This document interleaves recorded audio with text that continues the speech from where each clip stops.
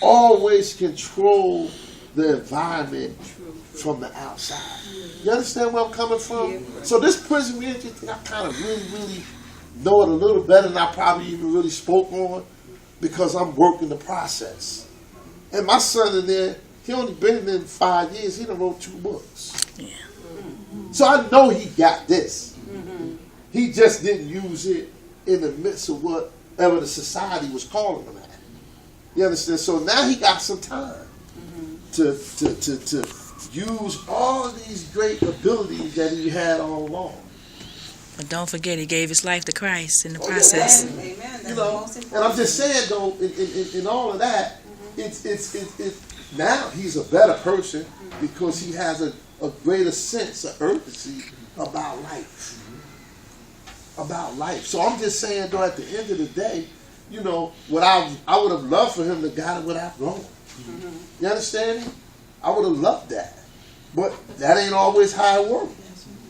You know what I mean? Because I got a saying that's very important. I got a saying: you make a plan, they make a plan, and then God make a plan. That was usually the better of the two. Always. You understand me? But you know, we just, you know, when we get outside, like here, we talking about something that's positive, that makes sense.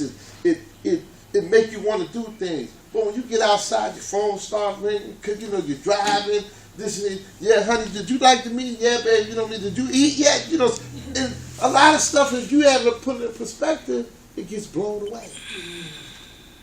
This get blown away. I heard you. Yeah, I was gonna say, as parents, you do your best. Once you do your best, whatever, if your son, something happens, he goes to jail. When he comes back, he knows that I have parents who love me, I have family, I'm gonna go back. But there are people who don't even have that. Sure. They don't have anywhere to go. I remember those 2 girls who, I think they went, remember those girls from, was it the guy who... In Cleveland? The Cleveland girl, women. Just you bring Yes. me the full story. I remember. 3 women. One of them was on Dr. Phil. I was watching her. She Correct. said she didn't want to see her mother because she blamed her mother for everything that happened to her. Because her child was taken away by diapers. Right. Because I remember the that. mother was not, she was a teenage mom. The mother was never there to help her. Because of that, she met this guy, and this guy told him he could give her a ride because her child had been taken away. That's how. So she said the mother never even looked for her, even for those 10 years. Right. The mother never looked for her. Yeah. When she came out, she never wanted to go to meet the mother. That was Amanda. No, that wasn't Amanda. That wasn't Amanda? Amanda was it's the other one. The one who had the kids. No, Amanda was the one who had the kid. Amanda the one who had the kid. Amanda. The oldest one. Yeah. Yeah, nobody looked for her. Nobody I remember that, looked for right. her. Nobody And looked for her because she was over 18. And they treated her as a runaway. And then nobody inquired. Right. And so they just forgot about it. It just died. But her they mother looked never for looked Amanda. for her. Right. That's what she's trying to say. The parents were never there for her. So even some people, they can go to jail, yes. When they come back, they have Jesus, yes. When they come back, they will need to see their families. They'll remember. I remember growing up, my mom told me, whatever we're teaching you now, you will not forget that.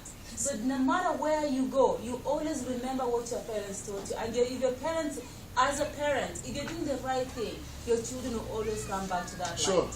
Sure. I believe that. And I think that's Well why said. what she said about us parents being there, that's what kids do to go to the streets for love. Oh, definitely. You know what I mean? If It's out just- on the street, the drug dealer would tell them how much they love you. I'm your boy, I'm your... That's how they end up being where they are. But so as parents, or as guardians, as uncles, as whatever we are, as men, we need to talk to them, because now they're saying, one thing I read, gang members are going after kids as young as the age of 10. Yeah. So if they start getting to them at 10, we have no chance. Yeah, that's why it's important that all of these entities go in place. And when I speak about reentry, I don't always mean from the adult aspect. I also mean from the youthful aspect too. Because that's why it starts.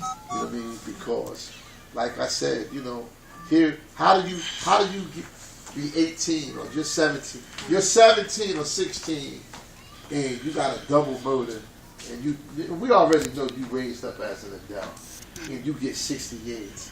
That's crazy. You understand what I'm saying? Like, that's crazy. That's your whole adult existence. But it starts, honestly, and cliche as it may be, it starts in the home. Family starts in a home. And when you lose family from the home base, when individuals grow up in a household and they are not family, they don't have anything. They don't have any hope. They don't have anything to hold on to. It is important to me that families sit down and eat at least one meal together. Even when my children was young, we ate a meal together. My boy